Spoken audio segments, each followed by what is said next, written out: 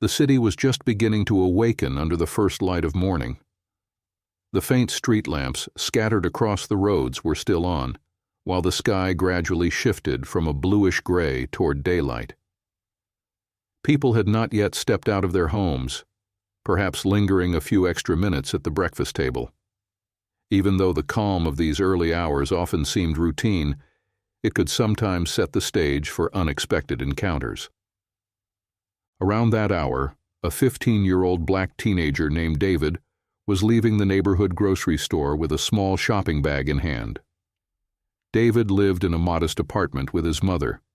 Because she worked long hours, much of the household responsibilities fell on him. In his free time after school, David helped neighbors with small chores to earn a little pocket money. Everyone who knew him would say, "David is such a good kid, he does whatever he can." Indeed, he was known for his helpful nature, and that morning he was out with the same intention. Turning a corner, he noticed an elderly woman standing in front of her door, visibly worried. This was Mrs. Margaret, who had lived alone in the neighborhood for quite some time. People generally knew her as quiet, keeping to herself. Seeing the anxiety in her expression, David paused. "Is something wrong?" he asked, making sure not to startle her. Upon seeing David, Mrs. Margaret took a deep breath and, wringing her hands in agitation, said, "My television has broken. The signal cut out and I couldn't even watch the news last night. I'm alone in there, not sure what to do." What seemed like a simple complaint didn't sound like a big problem to David, who was curious about technology and had enough experience in the neighborhood to handle things like setting up wireless networks or simple electrical circuits. "I could take a look if you'd like," he offered. Margaret was initially surprised. "My child, is that really your area of expertise?" David answered with a shy smile. "I know a bit about small repairs. At least I could give it a try." Having no better option, the woman trusted him and invited him in. The interior of the house was filled with old furniture and faded rugs from bygone times. In the corner of the living room stood an older-style TV set, showing a grainy picture as though its antenna or cable were loose. "Let's check the cables first," David said, starting his work. While David leaned behind the TV, Mrs. Margaret waited with excitement, warning him, "Be careful, dear, don't fall." David picked up a thin cable, checked the plugs, and then found a loose part in the antenna connection. He tightened that connector back into place. When he pressed the power button, the screen abruptly came in clear. Margaret clapped her hands in surprise, exclaiming, "I could never have managed that on my own." David, smiling, replied, "It was just a small issue, no big deal." He spent a few more minutes in the living room scanning channels and adjusting the settings. The boy's skill made a strong impression on Mrs. Margaret. She owned a keepsake necklace inherited from her late husband, but she wasn't thinking about displaying it or focusing on it at the moment. Her only concern was to get the TV working again, and David had done that easily. In gratitude, she tried to offer him some money, but David, as he always did, politely declined. "I only wanted to help," he said. "It didn't even take me long." Margaret nodded. "You're such a good boy." Perhaps she hadn't experienced such kindness in a long time. Shortly afterward, David said goodbye and headed home. On his way, he felt at peace inside. He had made an ordinary morning a bit more meaningful with a small act of kindness.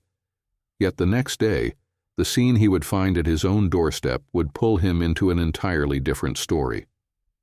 Because the old woman would arrive with the police and David would be confronted with an unexpected accusation, one that would shake his faith in the good he believed in.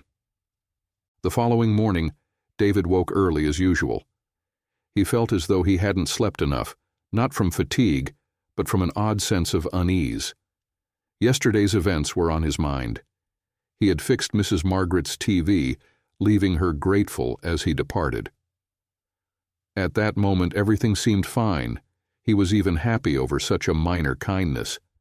But that morning upon waking, he had a feeling that something was about to go wrong. though he couldn't say if it was intuition or just a passing worry. He couldn't even sit down for breakfast before hearing a loud knock at the door. His mother had already gone to work, and there was no one else around. "Who is it?" David called out, feeling a slight chill of apprehension. When he opened the door, he saw two uniformed police officers, and standing with them, Mrs. Margaret, her face drawn tight with anger, her gaze stern. The sight made David's heart leap into his throat. He had never before encountered a scene like this. One of the officers spoke seriously. "Are you David?" The young boy nodded. Just then Margaret declared, "He did it. Who else could it be?" David, not understanding her words, stammered, What did I do?" The other officer said, "Mrs. Margaret says you visited her house yesterday, and since then, a valuable item has gone missing." David's heart began to pound. "What do you mean? I just fixed her TV," he protested. Margaret insisted. "My necklace, my most precious necklace, is gone. Last night I couldn't find it in my safe. It disappeared after he left." The boy's head spun. Such a claim filled him with both shock and grief. "No, I didn't take anything," he said, his voice shaking slightly. But Margaret retorted, "Who else went into my house? It was only you." Neighbors, hearing the police car and the commotion, gathered outside. Some defended David's innocence, saying, "He'd never touch anyone's belongings." Others watched curiously, whispering, "Perhaps we misjudged him." Uncertain what to do, David stood there. One of the officers, referencing the complaint, said, "We have a formal accusation, so you'll need to come with us to the station." David felt cold inside. This accusation had turned his world upside down in an instant. With his mother away, no one was there to defend him. He had no choice but to say, "But I'm really innocent." Margaret, however, was agitated. "That necklace was a family heirloom.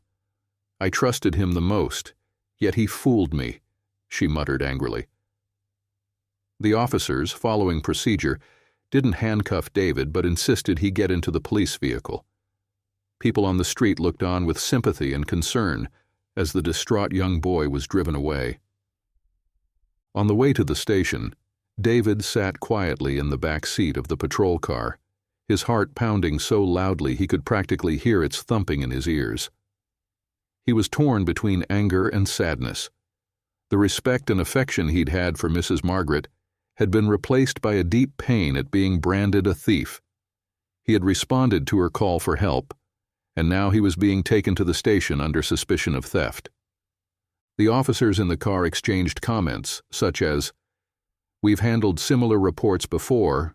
Sometimes they're innocent, sometimes not. Who knows?" Hearing them only made David retreat more into himself, not knowing how to prove his innocence. A couple of times he pleaded, "Please listen to me," but received no real response. They treated it like standard protocol, saying they had to investigate the complaint. When they arrived at the station, David was taken to an interrogation room. The inside felt cold. White walls, a metal table, and chairs. An officer questioning him demanded directly, "Where's the necklace?" David replied, "I don't know. I've never even seen it." Sensing suspicion in the officer's eyes, they asked, "So why would it vanish if no one else came inside? Did you calmly act after she offered you money?" David broke down.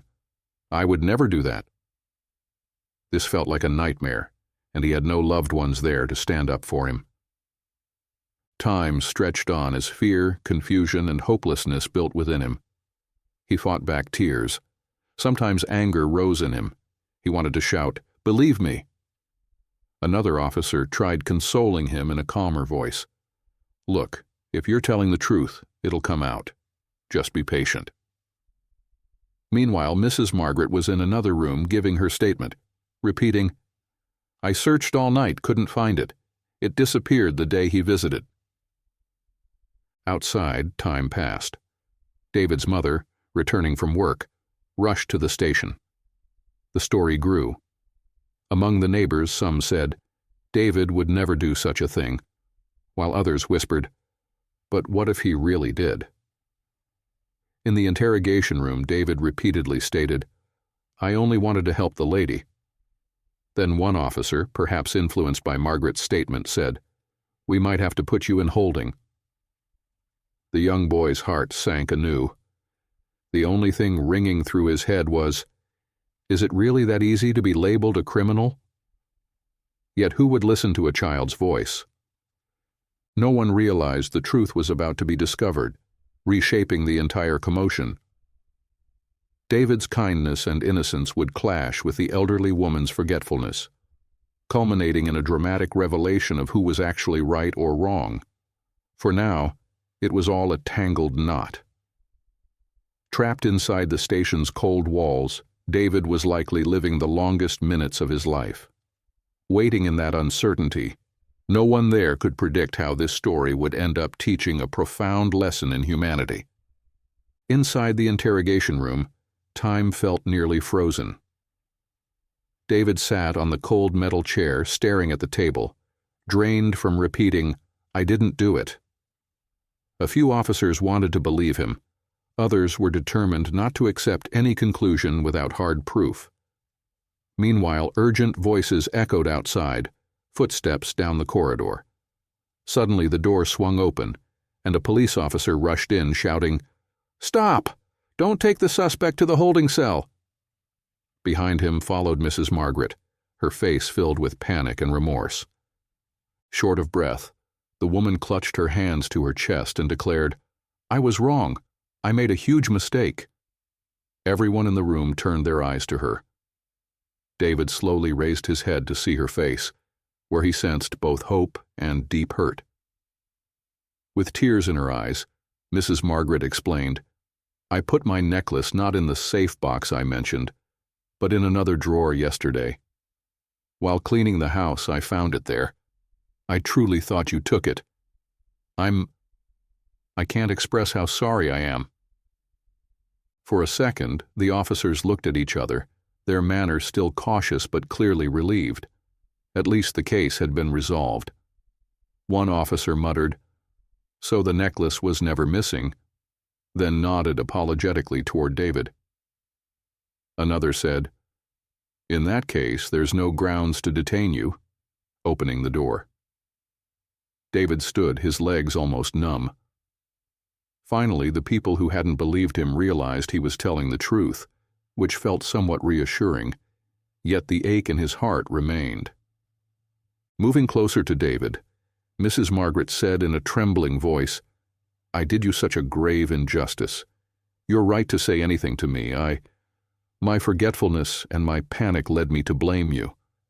I never really considered you'd steal, but when I couldn't find the necklace, I panicked and jumped to conclusions. Her voice shook with sobs. The lines on her face deepened. David stayed silent for a moment, wiping tears from his eyes. I just wanted to help, he whispered. Last night I was content because I did a good deed, and today I found myself called a thief. You can't imagine how much that hurt me. Weeping, the woman held his hands. I know, she said. I realized too late. Please forgive me. Her state pained everyone present. For David, forgiving her was difficult and hurtful, but his kind heart prevailed. Summoning courage, he answered, I won't blame you. Maybe I would have panicked too. But please don't ever accuse someone out of prejudice again. It hurts a lot. At those words, a hush fell over the room. Everyone watched a scene brimming with emotion. One officer remarked, All right, so it was a misunderstanding, gathering paperwork. David was finally freed. Mrs. Margaret apologized repeatedly, then offered a small, sad smile. I owe you thanks. You still fixed my TV. David quietly replied, I did what I could. Perhaps both had lessons to share with each other. Kindness can sometimes face unexpected tests, but the truth will always emerge in the end. Stepping outside, they found neighbors who had worried about them. and once they heard the real story, they felt both regretful yet relieved to see it end with justice. Among all these emotions, what remained was the moment a boy could breathe freely again, cleared of a false accusation.